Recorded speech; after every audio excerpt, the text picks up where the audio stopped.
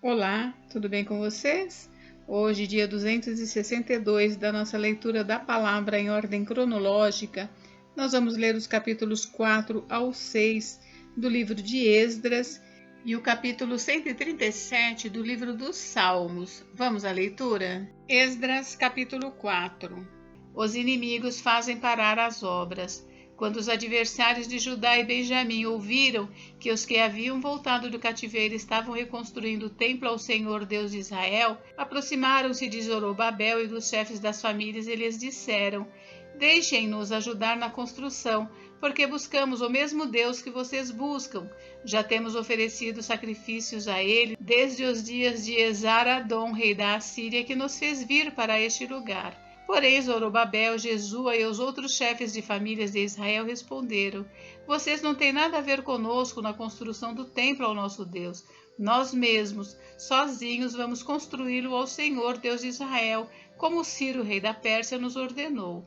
Então o povo da terra começou a desanimar o povo de Judá, perturbando-o no trabalho de construção. Contrataram conselheiros para frustrar o plano deles. Fizeram isto durante todo o reinado de Ciro, rei da Pérsia, até o reinado de Dario, rei da Pérsia. No começo do reinado de Assuero, escreveram uma acusação contra os habitantes de Judá e de Jerusalém, e nos dias de Artaxerxes, rei da Pérsia, Bislão, Mitredate, Tabeel e os outros companheiros escreveram uma carta a Artaxerxes. A carta foi escrita em aramaico e traduzida. Reum, o comandante, e Sinzai, o escrivão, escreveram uma carta ao rei Artaxerxes contra Jerusalém. Os que escreveram foram Reum, o comandante, Sinzai, o escrivão, e os outros companheiros, Dinaitas, Afarsaquitas, Tarpelitas, Afarzitas, Arquevitas, Babilônios, Susanquitas, Deavitas, Elamitas e outros povos que o grande e afamado Osnapar deportou e fez habitar na cidade de Samaria e em outros lugares deste lado do Eufrates. Eis o teor da carta endereçada ao rei Artaxerxes. Ao rei Artaxerxes de seus servos, os homens deste lado do Eufrates, e em tal tempo.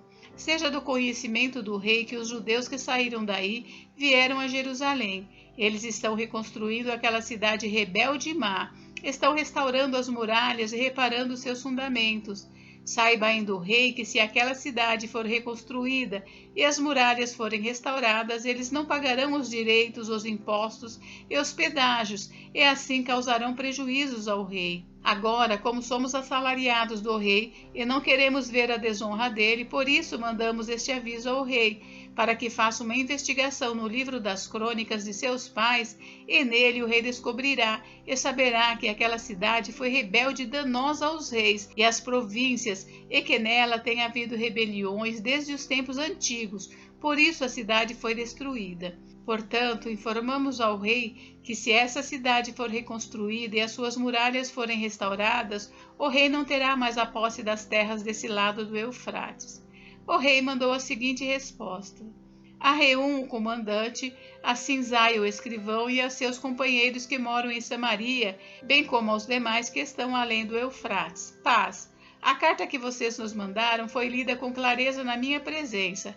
Por ordem minha, fizeram uma investigação e descobriram que desde tempos antigos aquela cidade tem se levantado contra os reis e nela ocorreram rebeliões e tumultos. Também houve reis poderosos sobre Jerusalém que dominaram toda a região além do Eufrates, aos quais foram pagos direitos, impostos e pedágios. Agora deem uma ordem para que aqueles homens parem o trabalho e aquela cidade não seja reconstruída, a não ser com autorização minha. Tenham cuidado e não sejam negligentes nestas coisas, porque aumentaria o dano e prejuízo dos reis. Depois que a cópia da carta do rei Artaxerxes foi lida diante de Reum de Sinzai, o escrivão, e dos seus companheiros, eles foram depressa a Jerusalém aos judeus e de mão armada os forçaram a parar a obra. Assim, a obra da casa de Deus em Jerusalém foi interrompida, e isso até o 2º ano do reinado de Dario, rei da Pérsia. Esdras, capítulo 5. As exortações de Ageu e Zacarias. O profeta Ageu e o profeta Zacarias, filho de Ido, profetizaram aos judeus que estavam em Judá e em Jerusalém, em nome do Deus de Israel que estava sobre eles. Então Zorobabel, filho de Sealtiel, e Jesua, filho de Josadaque, começaram a reconstruir a casa de Deus em Jerusalém. Os referidos profetas de Deus estavam com eles e os ajudavam. Nesse tempo, Tatenai, governador da região deste lado do Eufrates, e Setar-Bozenai e os seus companheiros vieram até eles e assim lhes perguntaram: quem deu ordem para vocês reconstruírem este templo e restaurarem esta muralha? Perguntaram mais: e quais são os nomes dos homens que estão construindo esse edifício?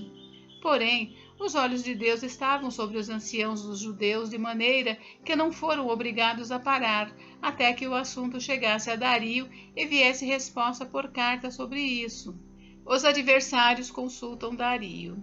Eis a cópia da carta que Tatenai, o governador da região deste lado do Eufrates, com Setar-Bozenai e os seus companheiros, os Afarsaquitas, que estavam deste lado do rio, enviaram ao rei Dario, na qual lhe deram um relatório nos seguintes termos: ao rei Dario toda a paz. Saiba, ó rei, que nós fomos à província de Judá, ao templo do grande Deus que está sendo construído com grandes pedras. A madeira está sendo colocada nas paredes e a obra está sendo feita com diligência e avançando nas mãos deles. Perguntamos aos anciãos e assim lhes dissemos: quem deu ordem para vocês reconstruírem esse templo e restaurarem esta muralha?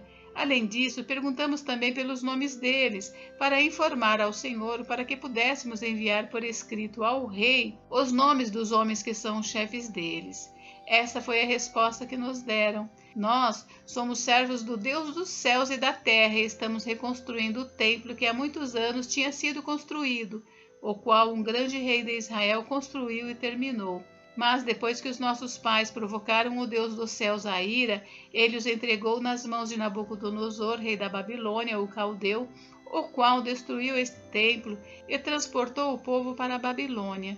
Porém Ciro, o rei da Babilônia, no primeiro ano de seu reinado, deu ordem para que esta casa de Deus fosse reconstruída. Também os utensílios de ouro e de prata da casa de Deus que Nabucodonosor tinha levado do templo de Jerusalém e colocado no templo da Babilônia, o rei Ciro os tirou de lá e foram dados a um homem cujo nome era Sesbazar, a quem tinha sido nomeado governador, e a quem disse: pegue estes utensílios, vá e leve-os ao templo de Jerusalém e que a casa de Deus seja reconstruída no seu antigo lugar. Então veio o dito Sesbazar e lançou os fundamentos da casa de Deus em Jerusalém, e daí para cá o templo tem estado em construção, mas ainda não está acabado. Agora, se parecer bem ao rei, que se busque nos arquivos reais na Babilônia se é verdade que há uma ordem do rei Ciro para reconstruir esta casa de Deus em Jerusalém, e que o rei nos faça saber a sua vontade quanto a isto. Esdras, capítulo 6. O decreto de Dario. Então o rei Dario deu ordem e foi feita uma busca nos arquivos reais da Babilônia, onde se guardavam os documentos.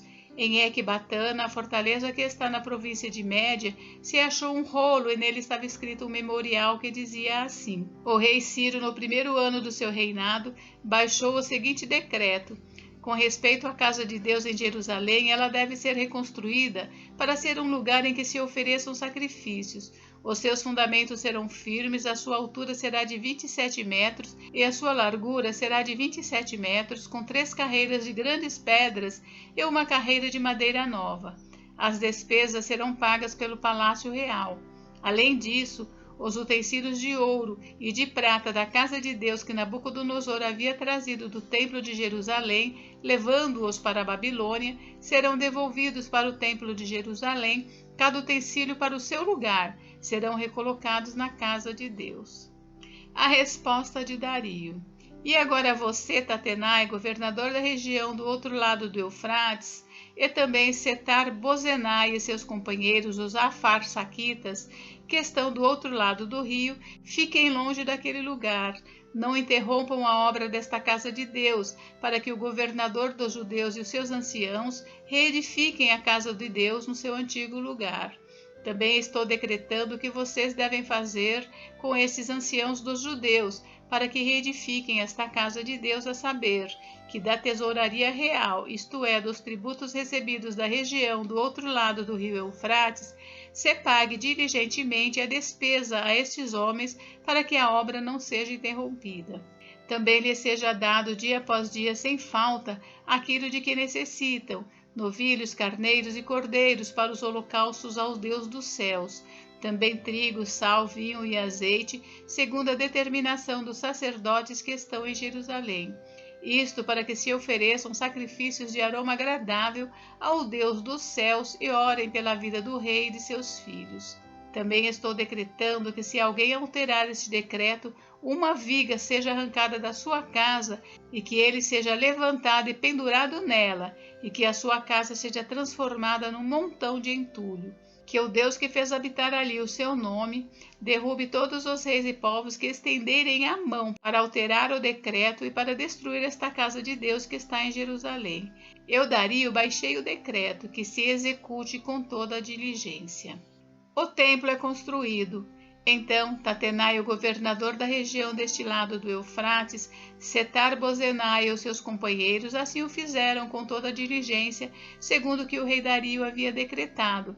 Os anciãos dos judeus iam construindo e prosperando em virtude do que profetizaram os profetas Ageu e Zacarias, filho de Ido. Reconstruíram o templo e o terminaram segundo a ordem do Deus de Israel e segundo o decreto de Ciro, de Dario e de Artaxerxes, reis da Pérsia.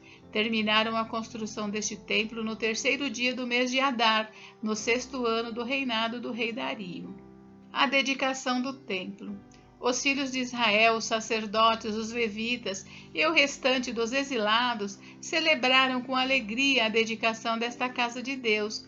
Para a dedicação desta casa de Deus, ofereceram 100 novilhos, 200 carneiros, 400 cordeiros e 12 cabritos, para oferta pelo pecado de todo Israel, segundo o número das tribos de Israel. Estabeleceram sacerdotes nos seus turnos e os levitas nas suas divisões para o serviço de Deus em Jerusalém, segundo está escrito no livro de Moisés.